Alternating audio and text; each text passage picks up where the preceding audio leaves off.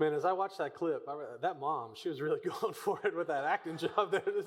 Cleaned her 5 minutes of fame there, or 5 seconds of fame, I guess. Well, hey, my name is Jeremy. I'm one of the pastors here at Rooftop, and I am excited to be preaching with you this morning. And that was a clip from the movie Gandhi. And in it, we hear the familiar words of Jesus from the Sermon on the Mount. Gandhi talks about turning the other cheek. And if you've been following along with us in our sermon series, you know that by now you shouldn't be surprised. We shouldn't be surprised when we find the words of Jesus popping up in unexpected places. This morning, we're going to continue to look at some of the words of Jesus in our, as Heather mentioned, our sermon series, Religion Redefined, exploring Matthew chapters 5, 6, and 7, which has come to be known as the Sermon on the Mount. And the words of Jesus are so impactful in this sermon that they would go on to influence Gandhi thousands of years later in India as they struggled for independence. What Jesus preached in the northwest corner of Palestine impacted that movement in incredible ways. And in a lot of ways, India during the time of Gandhi was like Jerusalem and Judea in the time of Jesus. They were both occupied by foreign powers. And in this clip, we get a little commentary on what Jesus' words mean to people and how they are to respond to things like violence and injustice and racism and all of the little snippet that we saw. What's interesting in this clip as you watch was that the pastor says, well, I think Jesus was speaking metaphorically about how we're supposed to respond to these things. But Gandhi says this, I'm not so certain. I've thought about it a great deal. I suspect he means you must show courage. You must be willing to take a blow, several blows, to show that you will not strike back, nor will you be turned aside. And if you do that, it calls upon something in human nature, something that makes his hate for you diminish and his respect increase. I think Christ grasped that, and I have seen it work. I wonder which side of that debate you fall on this morning. Is it true? Is what the pastor is saying true? Is Jesus just giving us metaphorical kind of language? It's just an ideal that we should all kind of attempt to strive to? Or is it a life call, as Gandhi says, to action, to confront brokenness? And when you are confronted with evil and strife and horrible, how do you respond? I, for one, think it's the latter. I think what Jesus in the Sermon on the Mount is teaching us is that this is how his kingdom grows and expands in the world. Now, I believe that because I believe the central theme of the gospel is this, that God is now king. I believe that something really happened in first century Palestine that transformed the world. The world is a different place than it was before the resurrection of Jesus. But what we tend to do, especially like sometimes American evangelicalism, we find ourselves sliding that transformation power to the end of time. What we've kind of distilled it down to is, well, what Jesus is offering us right now is just a simple system of salvation by which you can be saved and await the great punch out into heaven. And you just kind of do that and you hang on, and then the transformation stuff is going to come at the end. And I think most people kind of think that because they think there are kind of two worlds out there. They think there's a spiritual world. Okay, I have my soul gets saved, and I just kind of hold on and wait. And then in the secular world, quote unquote, there are things like politics and society and social things and economics, and those two things don't interlap in any way. But I think that's a non-helpful way to read the Bible, because I think the story of the Bible is that God is king. And if he's king over everything. And in fact, he is currently transforming the world in amazing ways. And he's renewing it through a people who use the life of Jesus as a model by which to live by. And this morning, he's calling us to sit at the feet of Jesus, hear his words, be transformed, and transform the world around us in similar ways. So to do that, let's take a look at Matthew chapter 5, verse 38 through 42. Jesus says this, "And you have heard it said, eye for an eye and tooth for a tooth, but I tell you, do not resist an evil person. If anyone slaps you on the right cheek, turn to them the other cheek also. And if anyone wants to sue you and take your shirt, hand over your coat as well. If anyone forces you to go 1 mile, go with him 2 miles. Give to the one who asks you, and do not turn away from the one who wants to borrow from you."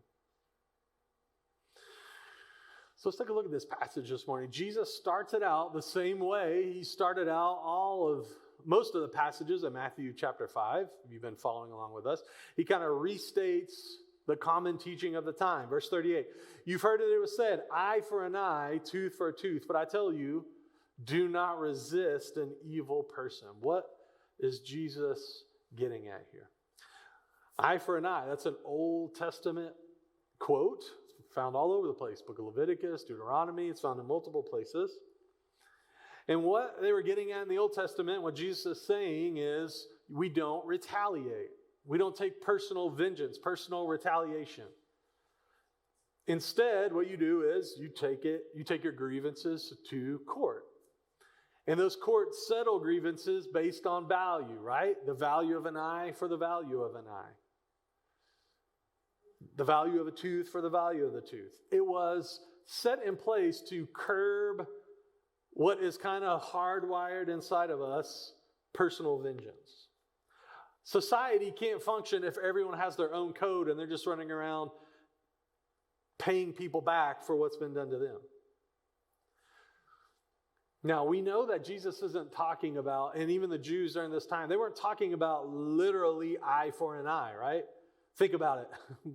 Wouldn't most people be walking around with one eye or one hand? No, they didn't settle disputes that way. They settled them much like we do. Take them to court and you make financial restitutions. Eye for an eye, tooth for tooth, value for value. Proverbs 20:28 says it this way, "Do not say, I'll do to him as he has done to me. I'll pay that man back for what he did." Inside each of us, there is this streak to want to strike back. To whatever's happened to us, we want to respond in kind back. But what Jesus offers us is something more than just a simple, restitution, just get back what was taken from you, don't take vengeance. He offers us something better. He offers us a world with no vengeance. He offers us a world that takes issues of personal restitution and violence and injustice and provides a way to heal them and move things forward than just simple, get back what was done to you. We get that as we continue on in the passage here in the very beginning. He says this, verse 39, "But I tell you, do not resist an evil person." What's Jesus mean here? Is he just saying that, if someone's evil and they're coming after you, you just don't resist them, man. You just let them have their way, do whatever. You cannot fight back. No, I don't believe that's what Jesus meant. When you read this passage, the word evil there can be translated as evil person or by evil means. Some translations say it. Do not resist an evil person by evil means. The word resist is literally the word align two armies face to face. So how do we translate this? Well, we look at the life of Jesus. How does Jesus respond when evil things are done to him? How does he see the evil around him? How does he respond to it? Well, he doesn't respond by taking personal revenge. He doesn't respond with violence. Why? Because that's how the world responds to things. Think about the history of the world. Think about World War I, World War II. Think about every conflict that's happened. It always starts as some small little infraction, some misspoken word, some long-buried grievance. And suddenly the whole world's at war. Countries are at war. Violence, revenge. That's how the kingdoms of the world grow and expand.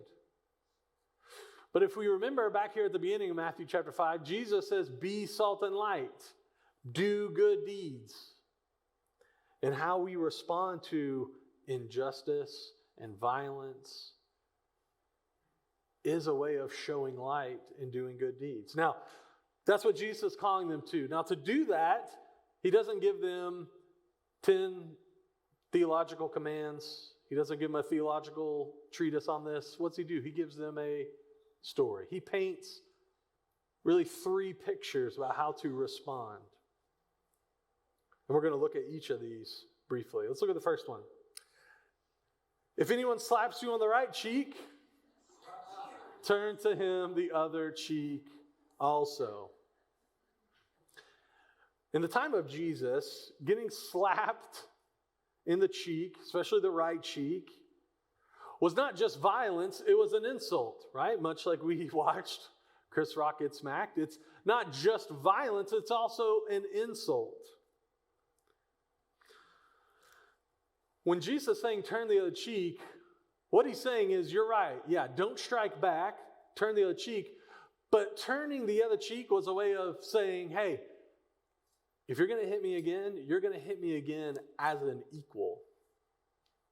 You're not going to treat me as an inferior.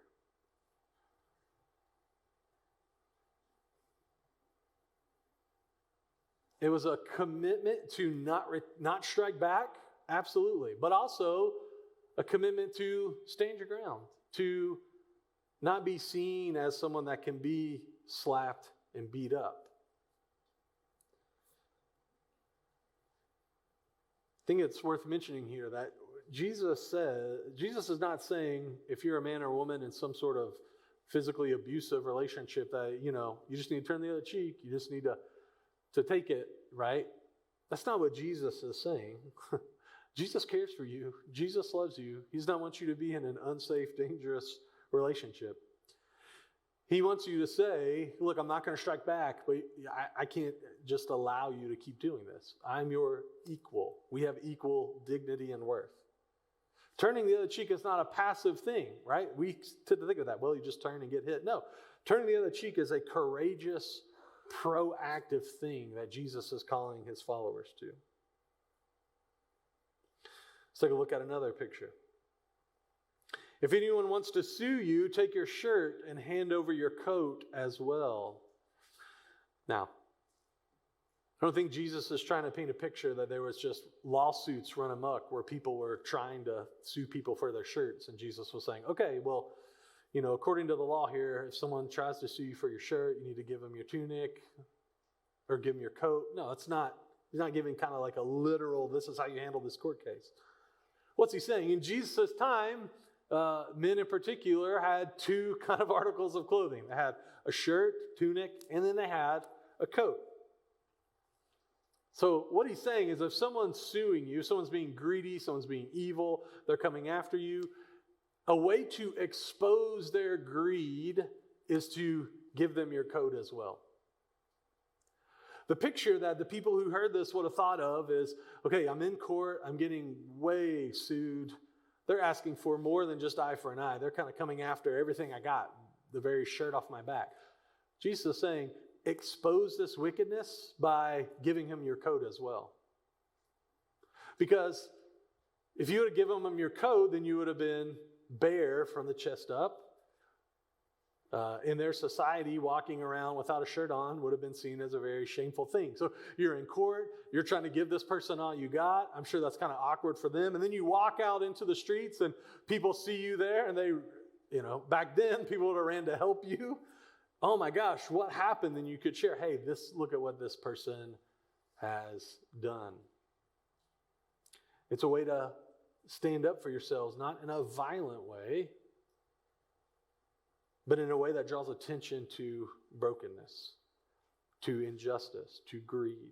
Now, it's worth mentioning, I don't think, as I said, Jesus is saying, okay, in 2023, if you get sued, You just need to go ahead and give them everything in your bank account. But he is saying in these moments, you have a chance to practice self-sacrifice. He's calling these people to turn the tables in unexpected ways. And the final picture is this: if anyone forces you to go 1 mile, go with them 2. In the time of Jesus, Israel was occupied by the Roman army, a particularly brutal group of individuals. And under the terms of their occupation, a Roman soldier could demand a citizen to carry their equipment. So we've got all this equipment, it's very heavy. He could ask them to carry their equipment 1 mile. Now, this might seem like not really that big of a deal. Okay, just put this thing on and carry it. But what if you're on your way to work and this Roman soldier says, hey, sorry, you got to carry this 1 mile? Or what if you just went grocery shopping and got all these groceries? Now I got to put these groceries, I guess, on the side of the road. Got to walk a mile. I hope they're there when I get back. Or what if it's late in the evening and you're walking in the dark and then you go the mile and then you got to walk back in the dark? So it was a very challenging part of life. But when Jesus says go the 2nd mile, he knows that the Roman law says that they can only carry it 1 mile. That was kind of the limit. They were trying to be humane and gracious. The challenge to go the extra mile is a way to kind of turn the tables, right? The Romans knew that if they were to force a Jew to go an extra mile, to go 2 miles, they could be in trouble. To force someone to carry your bag more than a mile, you could be in trouble. So Jesus is saying once again, listen, here's an unexpected way to lovingly kind of turn the tables on injustice. So here's what a picture of this. It's late in the evening. This Jewish man, woman, or child carrying this pack for a mile. They get to the mile point, and the Roman soldier's like, all right, give me the pack. It's been a mile. And then the Jew look at him and say, nope, I'm going to go an extra mile. I'm going to go 2 miles. Well, now the Roman soldier's like, well, if anybody sees this, I could get in trouble. What if my commanders find out? Oh my gosh. And then you got this funny little debate and argument over the bag. It's a way to confront and overturn injustice through nonviolence.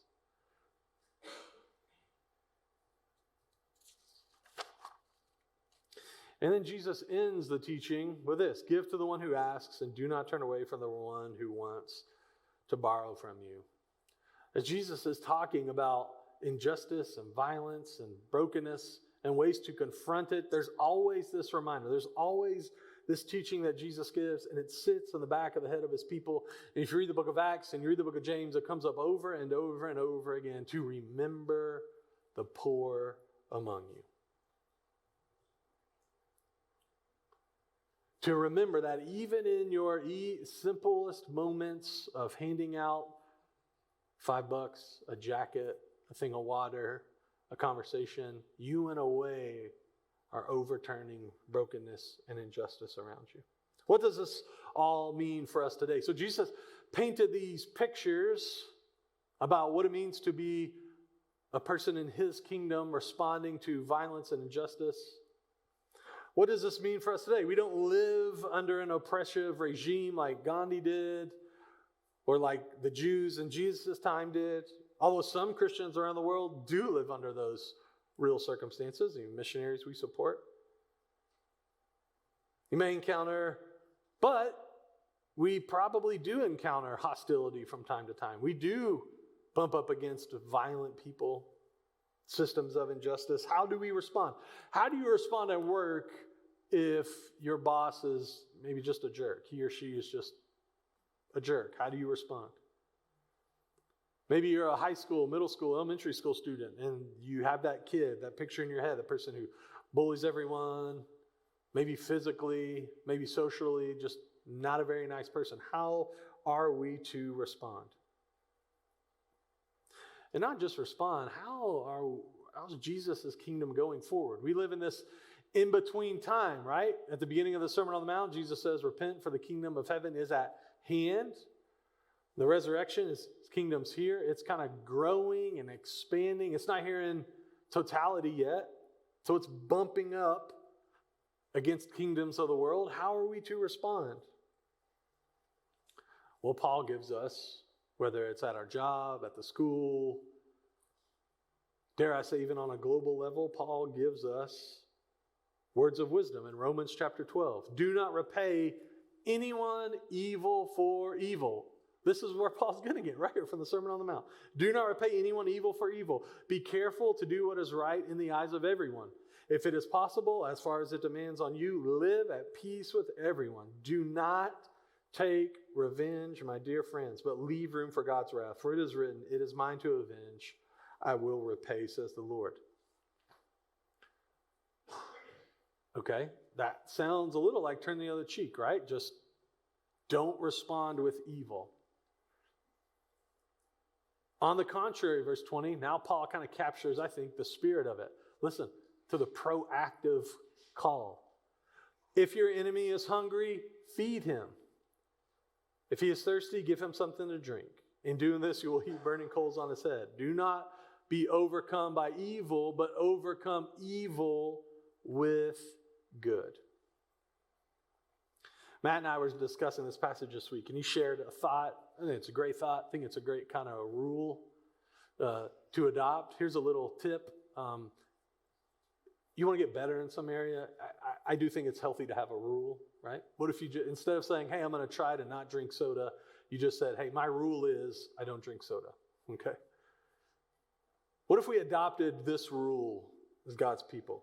Do not respond in kind, Matt shared with me, but with kindness. I think that's a great rule. That's my rule. My rule is I don't respond in kind, but with kindness. When we're struck physically, violence happens to us, we're hurt, in pain, however that's been perpetuated on us, we respond not in kind. We seek to not respond the same way back. It might look something like this. Try to think of a way to kind of bring this home a little bit.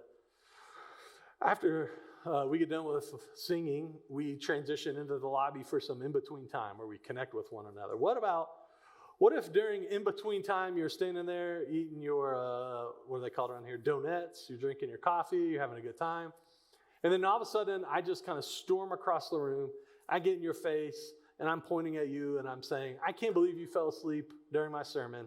You're the worst congregant of this church. I can't believe you. You're no good. You're awful.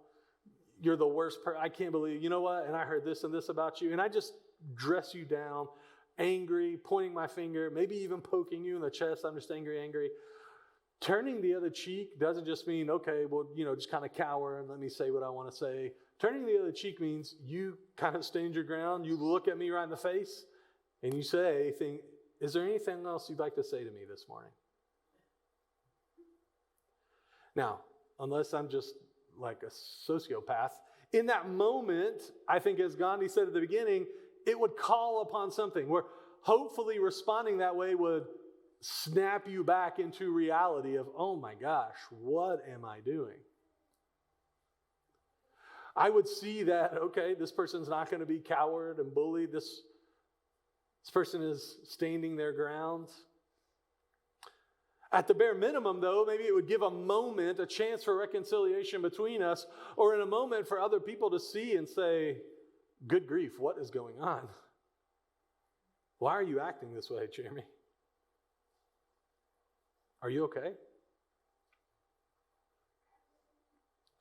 Now, do you believe that responding to violence, responding to evil things like that, which that would be evil for me to treat you that way? Do you think that responding like that will transform the world? Not just the world of Rooftop, but are you crazy enough, like me, to believe that that can transform the world on a global scale? Do you believe that that's Jesus' pattern for transformation? Next Sunday is 9/11, a day when we remember the evil terrorist attacks that were perpetuated on our nation coming up on 2 decades.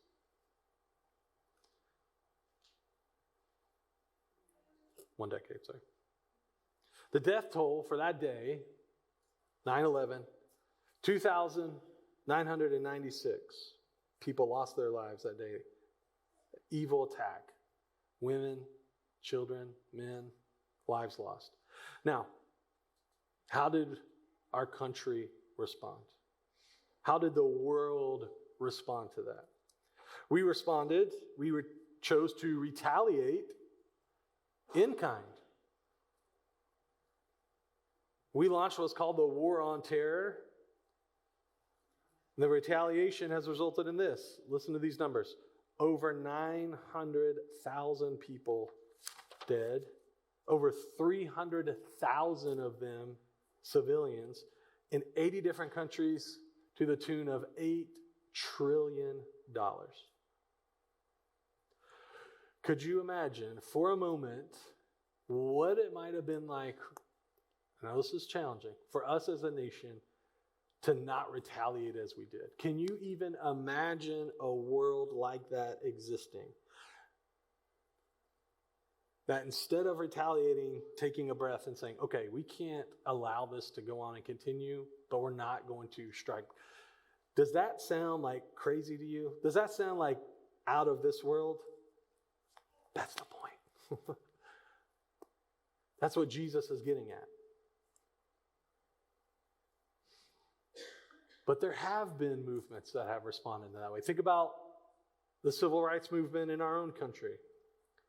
The evils of Jim Crow, segregation, racism, lynching, overturned by a commitment to nonviolence. Gandhi in India, the same thing. Many places in South and Central America, the Philippines, tons of places with this similar commitment. Listen to this quote by MLK. He says this: in spite of temporary victories, violence never brings a permanent peace. I think that's what Jesus is trying to get us to say. Violence will not bring about permanent peace. It may bring about a temporary victory, but it will not bring about permanent peace. We are tempted, I think, in America to think that violence will bring about lasting peace. But can I show you some pictures of a different way? I'll show you a couple pictures of some priests in Eastern Europe as they were responding to riots. And these pictures, I probably saw them 4 years ago, I think. They moved me in just kind of incredible ways. When I look at these pastors, I look at these men standing in the middle of riots. Flip to the next one, Eric. This is the one that kind of keeps me up at night. Standing in the middle of violence and injustice and riots. And what are they holding in their hands? Not weapons, but crosses.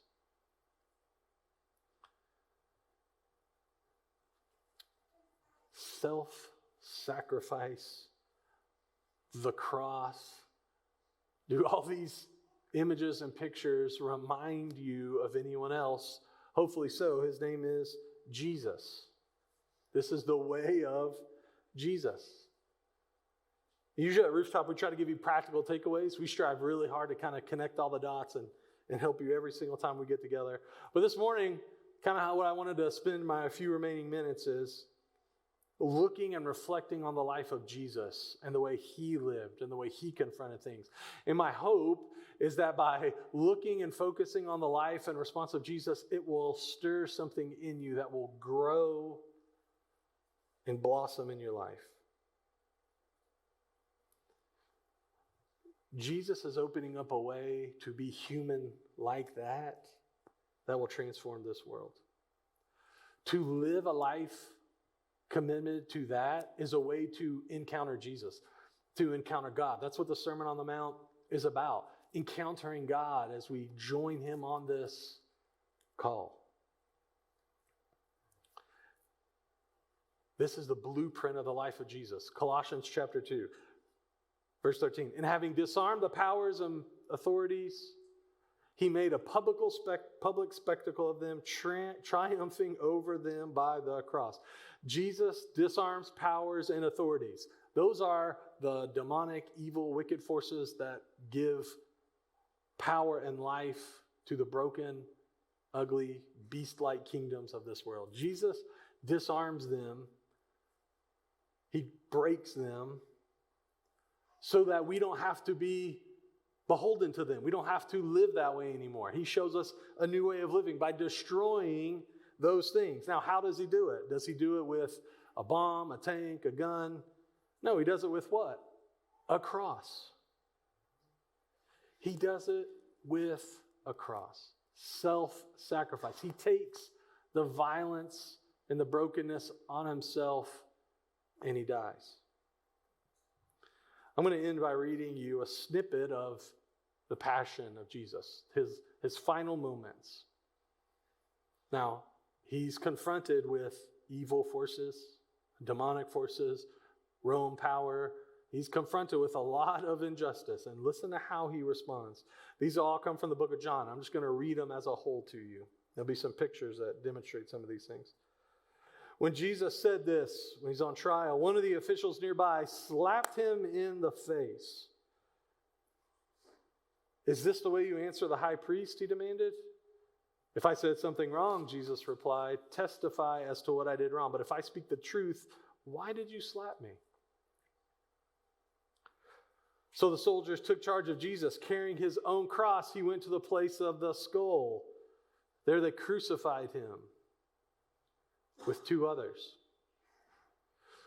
When the soldiers crucified Jesus, they took his clothes, dividing them into 4 shares, one for each of them. What is Jesus doing? Faced with more evil than we will ever face in our lives, he does what? Turns the other cheek. He gives away his garment. He carries the Roman equipment that came to symbolize death and oppression and murder, and he transformed it into a sign of peace. And if Jesus can destroy sin, Satan, death with that kind of life, man, what more could he do with all of us living that life? A whole movement of people committed to this way of life can transform the world around us. Rooftop, in our generation, especially if in your teens or 20s, I guess that's not our generation, your generation, you're going to face a world full of possibilities, some of them for great good, some of them for great evil. How are you going to make it through? How do you respond to these things? Jesus, his life and his spirit offers us a beautiful and compelling way to discern where God is in the work and how we are to respond to the dangers and opportunities that might confront us.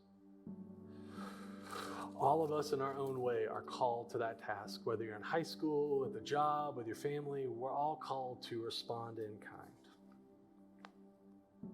And in doing that, encounter Jesus like never before.